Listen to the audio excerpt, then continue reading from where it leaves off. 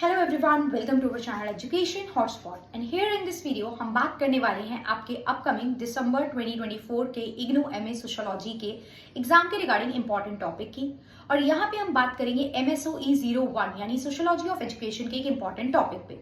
हमारा टॉपिक है meritocracy. Meritocracy पे मैं already with notes proper video बना चुकी हूँ। आई होप आप लोगों ने देख ली होगी। यूट्यूब पे फ्री प्लेलिस्ट में भी कंटेंट है, कुछ स्टूडेंट पेड क्लास का पार्ट है, वहां पे भी कंटेंट अवेलेबल है। यहाँ पे मैं कोशिश कर रही हूँ कि आपको कुछ चीजें रिवाइज करा सकूं, बेटर वे में एक बार दोबारा से अंडरस्टैंड करा सकूं और आप कम समय में चीजों को अपने माइंड में रिटेन कर सके। ऑलरेडी जिन्होंने ये टॉपिक पढ़ लिया है, जिनको समझ में आ गया है, वो ये वीडियो स्किप कर सकते हैं। चाहे तो आप ये वीडियो नहीं देखें, कोई नया टॉपिक जब होगा तो आप उसको देख सकते हैं। तो यहाँ पे हम बात करें मेरिटोक्रेसी की। मेरिटोक्रेसी वर्ड दो वर्ड से मिलकर बना है, मैरिट और क्रेसी। मैरिट मतलब होता है आपकी वर्थ और आपकी एबिलिटी, आपकी क्षमता, और क्रेसी मतलब होता है सिस्टम, रूल और सिस्टम। मतलब एक ऐसा सिस्टम जहां पे आपकी वर्थ को, आपकी एबिलिटी को प्रेफरेंस दी जा रही है। इट मीन्स आपको आगे बढ़ावा दिया जा रहा है, आपको प्रमोट किया जा रहा है, आपको कोई रिवॉर्ड दिया जा रहा है on the basis of your knowledge, skills, ability and performance.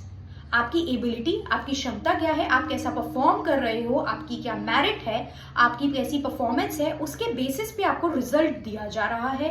Irrespective of your cast, class, family background. आप किस फैमिली बैकग्राउंड से आते हो, आपकी क्या क्लास, मतलब आप upper class, middle class, lower class हो, उस चीज को साइड में रख के, आप किस जाति से आते हो उसको साइड में रख के आपको यहाँ पे रिवॉर्ड दिया जा रहा है, राइट। अब जैसे कि एग्जाम्पल के फॉर्म में बात करें, बहुत सारे एंट्रेंस एग्जाम होते हैं, बहुत सारे इंस्टीट्यूशन में एडमिशन के लिए एंट्रेंस देना होता है, या आपको इंटरव्यू में प्रेजेंट होना है। तो कई बार वहां पे भी हमारी मेरिट, हमारा रिटन टेस्ट लिया गया, उसके बेसिस पे हमें आगे शॉर्टलिस्ट किया गया।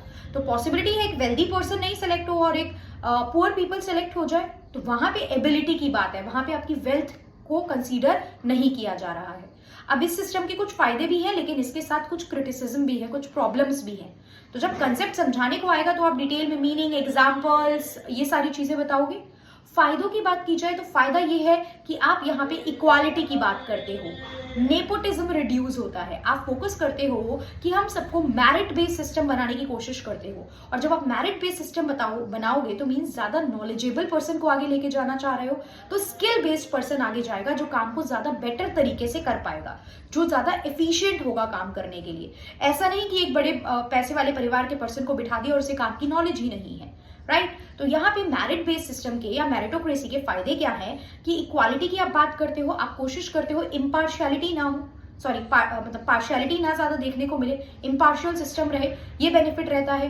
प्लस आप कोशिश करते हो मैरिट बेस्ड सिलेक्शन होगा तो आगे जाके जो पर्सन होंगे, जो जिस पोस्ट पे होंगे या जिन्हें रिवॉर्ड मिल रहा है, वो ज्यादा एफिशिएंट होंगे, ज्यादा क्षमता वाले पर्सन होंगे, ज्यादा स्किल्ड होंगे। और जब वो एफिशिएंट है और स्किल्ड है तो परफॉर्मेंस इंक्रीज होगी, मतलब जो काम वो कर रहे हैं वो ज्यादा बेटर तरीके से हमें देखने को मिलेगा। तो इंप्रूवमेंट इन परफॉर्मेंस भी हमें देखने को मिलेगी।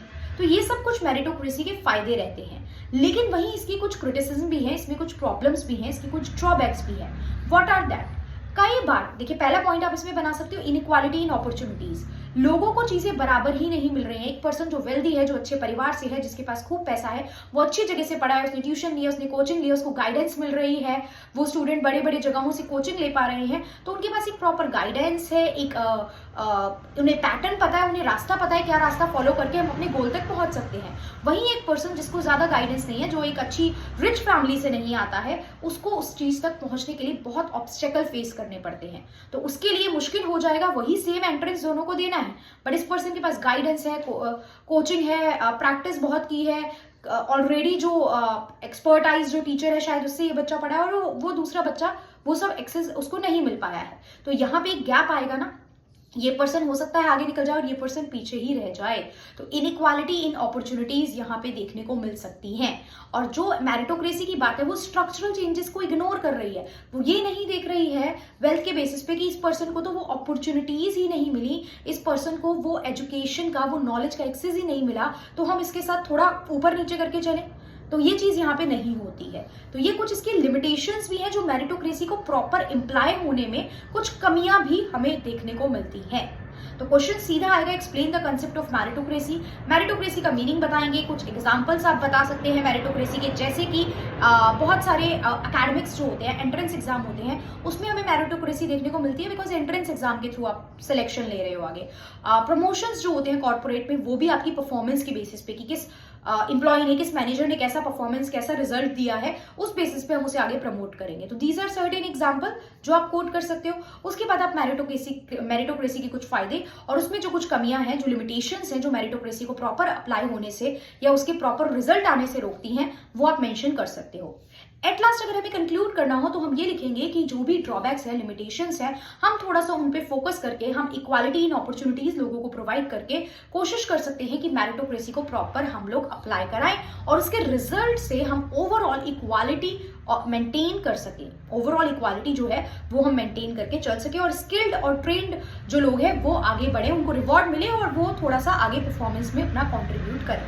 So this is the topic जो MSOE 1 में काफी बार आपसे पूछा गया है, पूछे जाने के चांसेस भी हैं। यहाँ पे मैंने शॉर्ट में समझा दिया, होप कंटेंट आपके माइंड में चला गया होगा।